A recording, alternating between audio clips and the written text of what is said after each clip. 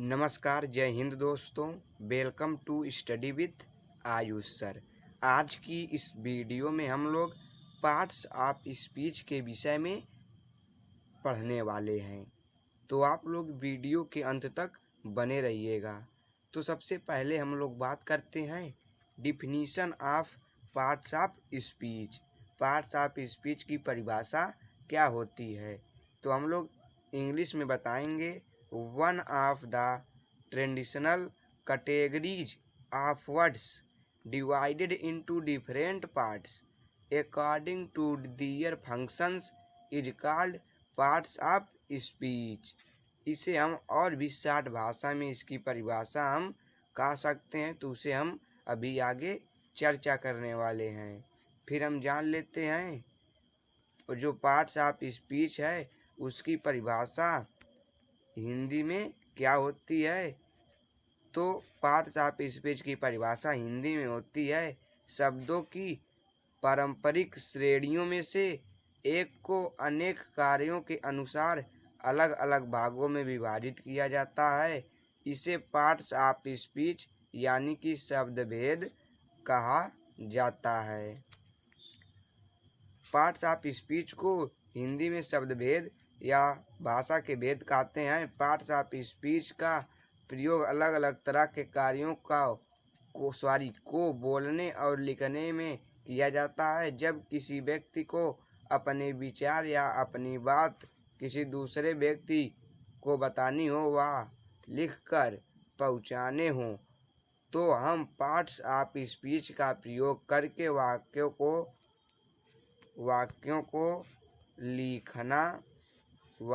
को लिखना पड़ता है। इंग्लिश ग्रामर में पार्ट्स ऑफ स्पीच का बहुत महत्व है। बिना पार्ट्स ऑफ स्पीच के ज्ञान की आपकी अंग्रेजी की नॉलेज जो है वो क्या है, अधूरी है। तो आइए हम अपने इंग्लिश ग्रामर के नॉलेज को पूरी करते हैं। बात करते हैं parts of speech in Hindi. शब्दभेद हिंदी में शब्दभेद क्या है, what is parts of speech. शब्दभेद किसे कहते हैं, शब्दभेद की परिभाषा क्या है, तो इसकी परिभाषा है वाक्यों में प्रयोग किए जाने वाले शब्द को अलग अलग भागों में बांटा जाता है, इन्हें शब्दभेद कहते हैं। या हम दूसरे भी भाषा में कह सकते हैं जो शब्द वाक्यों को लिखने में प्रयोग किए जाते हैं वही शब्दभेद कहलाते हैं। बात करते हैं इधर आगे इसके।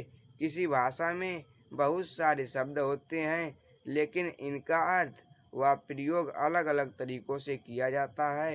इन शब्दों को पार्ट्स ऑफ स्पीच की कैटेगरी में रखा जाता है। नीचे दिए गए वाक्य को पढ़िए और समझिए। जैसे राम बड़ी कंपनी में काम करता है। जो राम है वो क्या करता है, वो एक बड़ी कंपनी में काम करता है। तो पार्ट्स ऑफ स्पीच यानी कि शब्दभेद के अनुसार ऊपर दिए गए वाक्य में जो राम है वो हमारा नाउन यानी कि संज्ञा है, और जो बड़ी शब्द है वो हमारा विशेषण एडजेक्टिव है, और कंपनी जो है वो हमारा क्या है, नाउन यानी कि संज्ञा है, और जो में है वो हमारा प्रीपोजिशन है, और जो काम करता है वो हमारा क्या है, वर्ब है। किसी वाक्य के अलग अलग पार्ट्स ऑफ स्पीच का प्रयोग किया गया है। इन सभी शब्दों को एक सही क्रम में रखने पर एक पूर्ण अर्थ वाला वाक्य मिलता है। अब आगे हम पार्ट्स ऑफ स्पीच के प्रकार व सही प्रयोग के बारे में सीखने वाले हैं। आई होप कि आपको पूरे अच्छे से समझ में आ रहा होगा। अगर मुझसे कोई भी गलती हो रही हो तो आप कमेंट बॉक्स में कमेंट कर बता सकते हैं। मैं अपनी गलती सुधारने का पूरा प्रयास करूंगा। पार्ट्स ऑफ स्पीच के प्रकार। इंग्लिश ग्रामर में पार्ट्स ऑफ स्पीच 8 प्रकार के होते हैं। ये कुछ इस प्रकार हैं।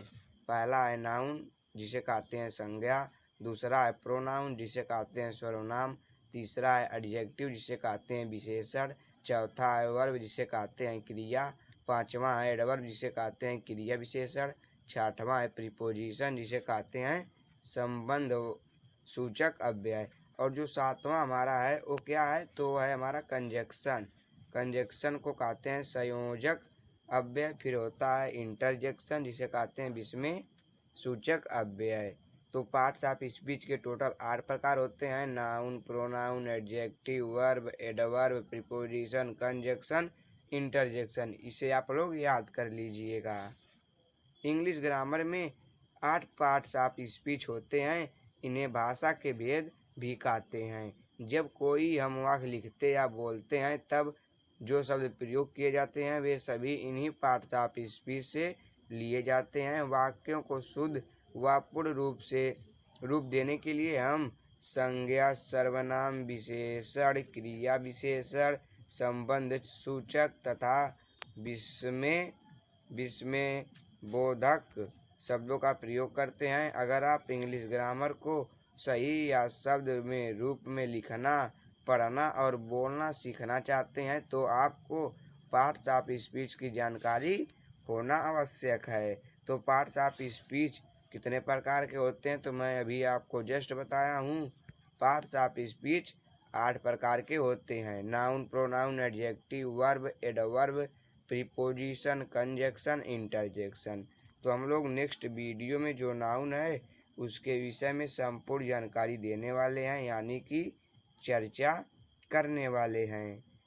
उम्मीद करता हूं कि आपको यह वीडियो काफ़ी अच्छा लगा होगा। तो वीडियो को लाइक कीजिएगा। चैनल पर पहली बार विजिट कर रहे हैं तो चैनल को सब्सक्राइब कर बेल आइकन को प्रेस कर लीजिएगा। अब मिलेंगे अगली वीडियो में, तब तक के लिए धन्यवाद।